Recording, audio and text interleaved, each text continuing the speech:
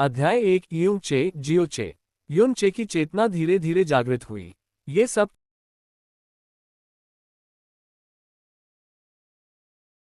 गाय थी। मैं अभी भी जिंदा कैसे हूं?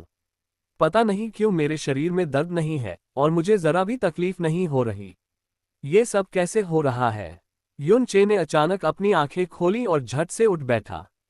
उसने खुद को एक आरामदायक मुलायम बिस्तर पर पाया जिसके ऊपर एक लाल बैनर लटका हुआ था, जिससे उत्सव का माहौल बन गया था।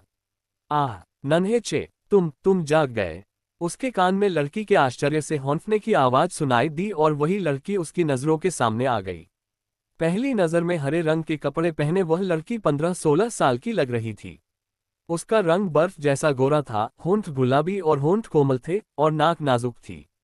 उसकी आंखें झरने के साफ पानी की तरह निर्मल और पारदर्शी थीं, जिनमें गहरी हैरानी का भाव झलक रहा था।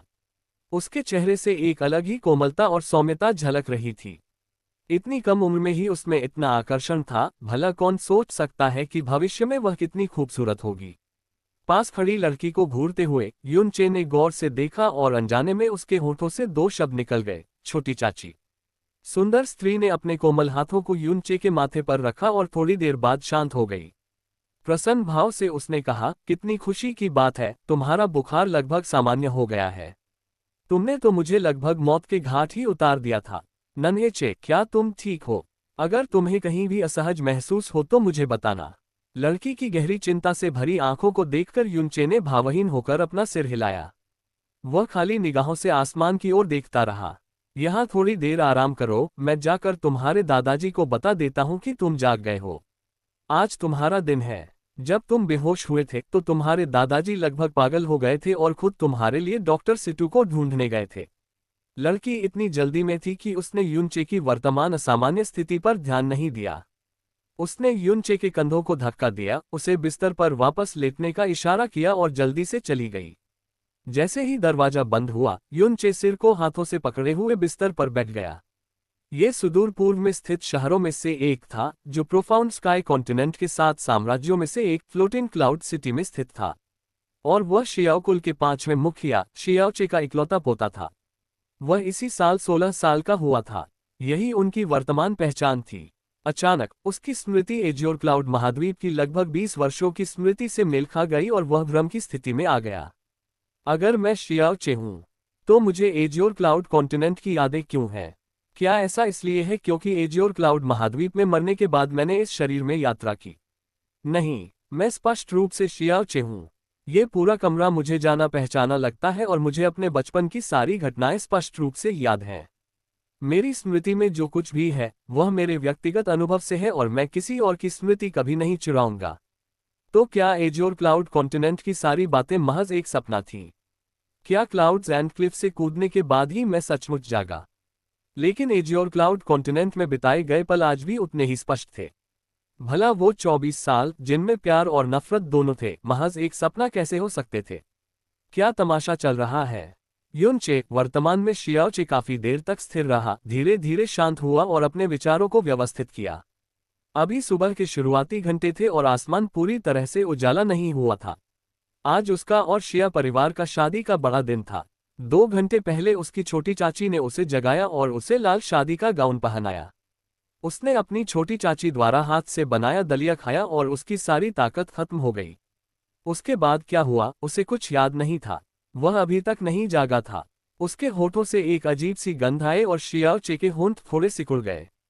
उसका चेहरा गंभीर हो गया। ये है जानलेवा दिल का पाउडर।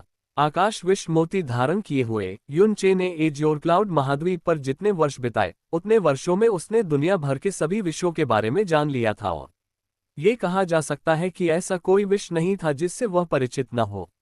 वह महज एक गंध से ही विष का नाम और प्रभाव बता सकता था। साथ ही आकाश विष मोती धारण करने के कारण वह किसी भी विष से अप्रभावित था, चाहे वह कितना भी विषैला क्यों न हो। मर्दइन हॉट पाउडर एक विशेष प्रकार की आत्मा घास और चेरी सेब के पेड़ की बैंगनी धारियों को मिलाकर बनाया गया था। पानी में घुलने पर यह जहर रंगहीन और स्वादहीन होता था। शरीर में प्रवेश करने के 10 सेकंड के भीतर ही व्यक्ति की मृत्यु हो जाती थी और मृत्यु का कारण किसी को पता नहीं चलता था क्योंकि यह एक निशानहीन जहर था। शियाओचे की आंखें नम हो गईं और वह तुरंत समझ गया कि क्या हुआ था। दरअसल वो सचमुच बेहोश नहीं हुआ था, बल्कि उसने जानलेवा हृदय पाउडर मिला हुआ दलिया पी लिया और जहर से उसकी मौत हो गई। उसका जन्म एजियोर क्लाउड महाद्वीप में हुआ था, लेकिन क्लाउड्स एंड क्लिफ से कूदने के बाद वह वास्तव में इस दुनिया में एक मृत शरीर में पुनर्जन्म लेकर आया था। अगर कोई इसे सुने तो उसे यह एक काल्पनिक कहानी लगेगी, लेकिन जियाओचे के लिए यही एकमात्र तर्क था।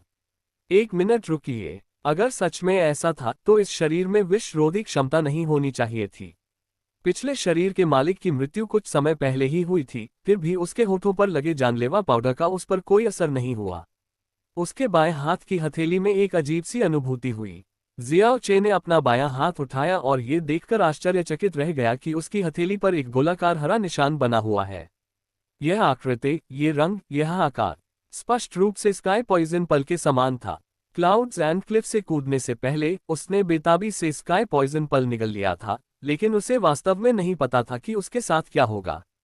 उसके हाथ पर बना यह निशान अप्रत्याशित रूप से स्काई पॉइजन पल ही था और यह वास्तव में उसके साथ इस दुनिया में आ गया। जैसे किसी सम्मोहन में हो, जियाओचे आकाश विषमोती को घूरता रहा और अवचेतन रूप से फुसफुसाया, आकाश विषमोती।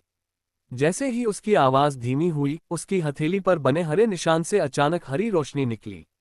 तुरंत ही उसे हल्का सा चक्कर आया और उसने अनजाने में अपनी आंखें बंद कर लीं।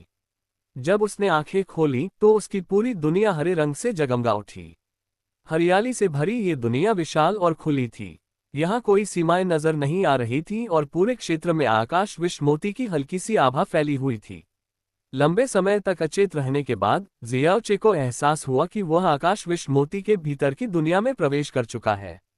किसने सोचा होगा कि आकाश विषमोती के अंदर इतनी विशाल और खुली दुनिया होगी। इससे भी अधिक अकल्पनीय बात यह थी कि परिणामों की परवाह किए बिना आकाश विषमोती को खाने के बाद आकाश विषमोती वास्तव में उसके साथ यात्रा कर रहा था और ऐसा प्रतीत हो रहा था कि वह उसके शरीर का एक हिस्सा बन गया है। अगर अंदर जाने का रास्ता था तो बाहर निकलने का रास्ता भी जरूर होगा। जियाओचे ने अपनी आंखें बंद कर लीं और अपने विचारों को एकाग्र किया। अचानक हरे रंग की दुनिया तेजी से गायब हो गई और जब उसने अपनी आंखें दोबारा खोली तो उसकी नजर में वही कमरा था जिससे वह परिचित था। अपनी हथेली पर बने हल्के हरे निशान को देखते हुए जियाओचे धीरे से मुस्कुराया। भले ही यह अजीब घटना क्यों घटी ये पता नहीं था, लेकिन न केवल उसका पुनर्जन्म हुआ था बल्कि उसे दोनों जन्मों की यादें भी बरकरार थीं। शायद देवताओं को भी दोनों जन्मों का कष्ट सहन नहीं हुआ, इसलिए उन्हें दया आए और उन्होंने उसे फिर से जीने का मौका दिया। युनचे एजियोर क्लाउड महाद्वीप के असंख्य शक्तिशाली व्यक्तियों के अत्याचारों का शिकार था। यद्यपि अंत में उसकी मृत्यु हो गई, फिर भी उसने अकेले ही दुनिया को झकझोर दिया। ये कितना विस्मयकारी और आश्चर्यजनक था। हालांकि उसका शरीर इस समय केवल औसत दर्जे का था। नहीं, बिना किसी संकोच के कहें तो उसे कमजोरी का पराकाष्ठा कहा जा सकता है। प्रोफाउंड स्काई कॉन्टिनेंट में गहन शक्ति का सबसे अधिक महत्व था। हालांकि जियाओचे जियाओ वंश में पैदा हुआ था और सबसे शक्तिशाली पांचवें एल्डर जियाओ ली का पोता था, 16 वर्ष की आयु में भी उसकी गहन शक्ति प्रारंभिक गहन क्षेत्र के पहले स्तर पर ही थी। उसने 7.5 वर्ष की आयु में प्रशिक्षण शुरू किया, 8 वर्ष की आयु में प्रारंभिक गहन स्तर में प्रवेश किया और फिर पूरे 8 वर्षों तक उसमें कोई सुधार नहीं हुआ। जियाओ वंश के सभी लोग उसका उपहास करते थे। इसके बाद जियाओली ने फ्लोटिंग क्लाउड सिटी के शीर्ष श्रेणी के चिकित्सक डॉक्टर सेतु को उसके शरीर की जांच करने के लिए आमंत्रित किया और यह जानकर उन्हें आश्चर्य हुआ कि जियाओचे जन्मजात रूप से क्षतिग्रस्त गहन नसों के साथ पैदा हुआ था। क्षति इतनी गंभीर थी कि उससे उबरना लगभग असंभव था। इस स्थिति में जियाओचे प्रारंभिक गहन क्षेत्र के पहले स्तर पर ही रुका रहा और चाहे वह कितना भी परिश्रम करे, उसमें कोई सुधार नहीं हो सका। चाहे वह अपनी जान जोखिम में डालकर भी प्रशिक्षण लेता, वह जीवन भर प्रारंभिक गहन स्तर पर ही रहता। इस तरह का व्यक्ति निस्संदेह गहन आकाश महाद्वीप का सबसे नीच प्राणी था और शियाओ कबीले में तो वह हंसी का पात्र था। अगर उसके दादा शियाओली, जो शियाओ कबीले के सबसे शक्तिशाली व्यक्ति थे और जिन्हें तैरते बादल नगर का भी सबसे शक्तिशाली कहा जा सकता था, न होते तो कोई भी उस पर ध्यान नहीं देता। फ्लोटिंग क्लाउड सिटी में गहन विद्या का प्रशिक्षण प्राप्त करने वाले 3 प्रमुख परिवारों में से एक शियाओ वंश था, जिसके पास असीमित शक्तिशाली शक्तियां थीं। उसी पीढ़ी के असंख्य युवाओं के बीच शियाओचे को एक अनावश्यक अस्तित्व कहा जा सकता था। अगर वह किसी दिन मर भी जाए तो कुछ ही लोगों को परवाह होगी। लेकिन आज कुछ ऐसे भी थे जिन्होंने बेहद दुर्लभ और महंगे मर्डाइन हॉट पाउडर का इस्तेमाल करके उसकी हत्या करने की कोशिश की। शियाओ चे अब इसका कारण अच्छी तरह समझ गया था, क्योंकि आज उनका और शिया किंगयुए का विवाह दिवस था। शिया किंगयुए भी उन्हीं की उम्र की थी, यानी 16 वर्ष की। इतनी कम उम्र में ही उनकी गहन शक्ति प्रारंभिक गहन क्षेत्र के 10वें स्तर तक पहुंच चुकी थी, लगभग प्रारंभिक स्तर को पार करके नवजात गहन क्षेत्र में प्रवेश करने के करीब थी। शिया वंश में 100 वर्षों में 16 वर्ष की आयु में इस स्तर की गहन शक्ति प्राप्त करने वाली वह अकेली थी। यहाँ तक कि अफवाहें थीं कि यदि वह इसी तरह विकसित होती रहीं तो कुछ दशकों बाद वह शिया वंश के इतिहास में पृथ्वी गहन क्षेत्र में प्रवेश करने वाली पहली व्यक्ति होंगी, या शायद आकाश गहन क्षेत्र तक भी पहुंच जाएंगी, जिसके बारे में तैरते बादल नगर में पिछली कुछ शताब्दियों में किसी ने सोचा भी नहीं था। सबसे महत्वपूर्ण बात यह थी कि वह न केवल बेहद बुद्धिमान थी, बल्कि अत्यंत सुंदर भी थी, और फ्लोटिंग क्लाउड सिटी में सभी उसे सबसे सुंदर लड़की मानते थे। फ्लोटिंग क्लाउड सिटी के सभी होशियार युवक उस पर मोहित थे। अगर जिया परिवार दूल्हों की तलाश शुरू कर दे तो प्रतीक्षा करने वालों की कतार शायद इतनी लंबी हो जाएगी कि फ्लोटिंग क्लाउड सिटी के दक्षिणी और उत्तरी द्वारों के बीच तक फैल जाएगी। फ्लोटिंग क्लाउड सिटी की बुद्धि और सुंदरता की पराकाष्ठा पर खड़ी यह युवती असल में अपनी पीढ़ी के सबसे निकम्मे और उजड़े हुए युवक से शादी कर रही थी, जिसका कोई भविष्य नहीं था। कौन जानता था कि कितने लोग गुस्से और ईर्ष्या से चूर चूर हो रहे होंगे। ये बिल्कुल गोबर के ढेर पर खिले उस चमकदार कमल के फूल जैसा था, जिसे देखने की भी किसी को परवाह नहीं थी।